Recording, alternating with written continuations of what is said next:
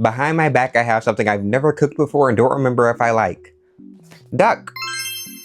But I got the legs though because they were on sale. I've only ever eaten duck once, and that was maybe like 6, 7-ish years ago. I don't remember exactly. And I don't remember if it's something I actually like or not.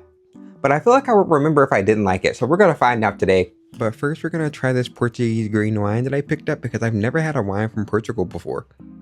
My verdict here was that it was good for cooking in the sense that I needed a distraction, but it kind of tasted like an armpit.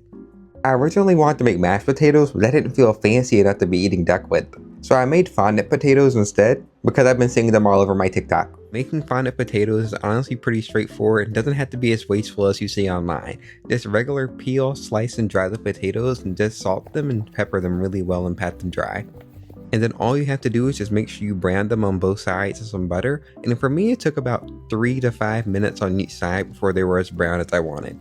I know salt and pepper seems a little bit bland, but we're going to be getting a lot of seasoning in here from the chicken broth. But first we're going to drop in a few cloves of garlic. When you're filling up this pan with broth, you want to make sure you only cover them up to about halfway. We don't want them fully swimming and submerged.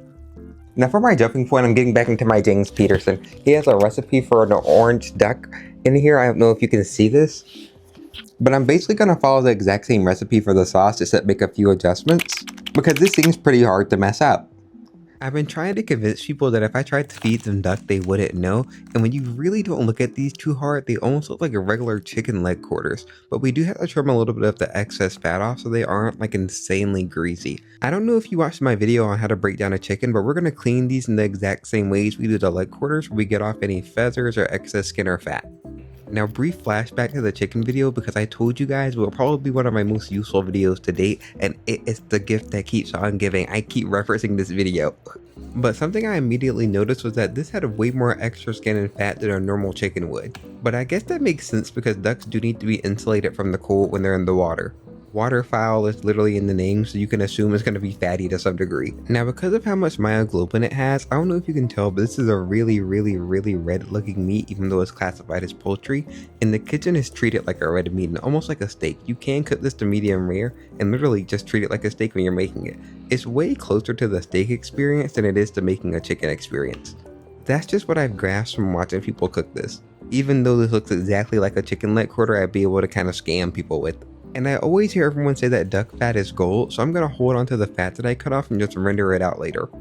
It's supposed to be really good on potatoes. And I know when you just do salt and pepper on anything, it always looks really bland, but I promise you more flavor is going to come from the sauce than the actual cooking itself. Don't be scared, we're just going to season it really heavily with salt and pepper, and I'm going to put a little bit of orange zest on it. And if you're new here, I'm Amari and I really like cooking and showing other people, so make sure you like and subscribe. I'm here at least once or twice a week sometimes, it kind of just depends now.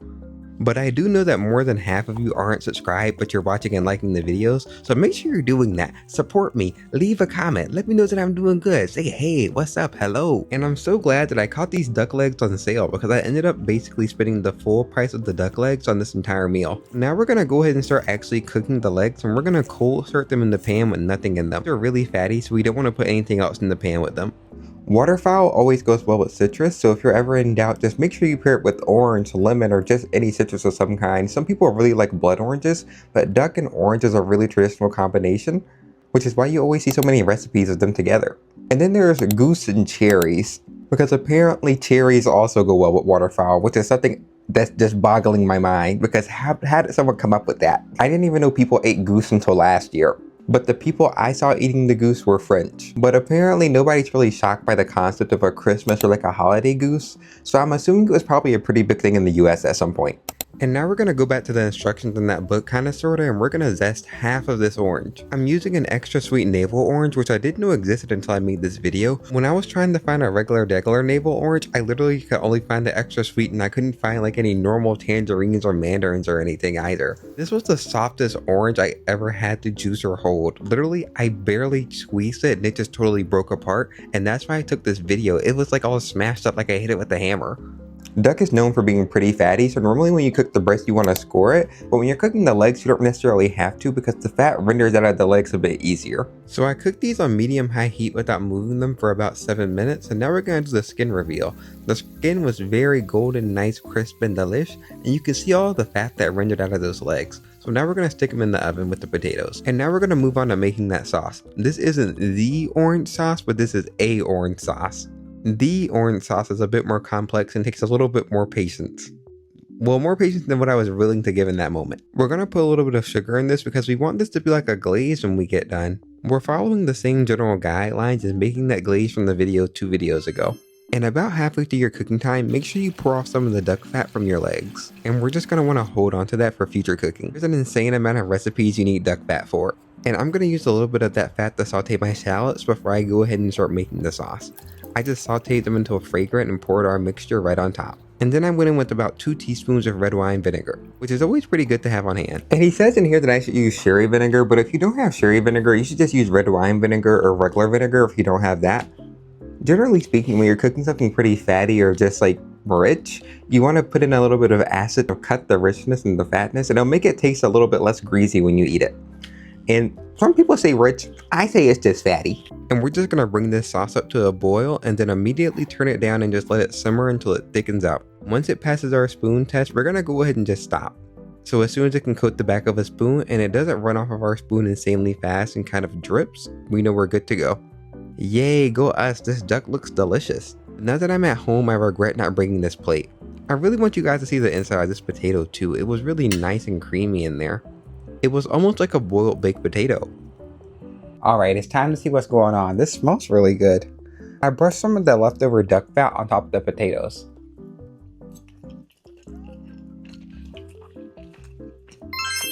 Potatoes are potatoing.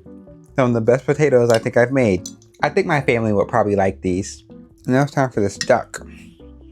It looks a lot like chicken, so I'm sure I could like easily trick someone into eating. Alright, so looks like all dark meat.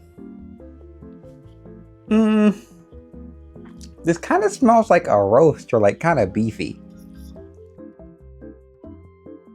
To everyone who's never eaten duck, I think I'd describe it as the cow of birds, if that makes sense.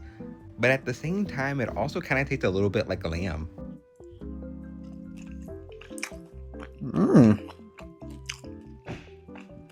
Whoa.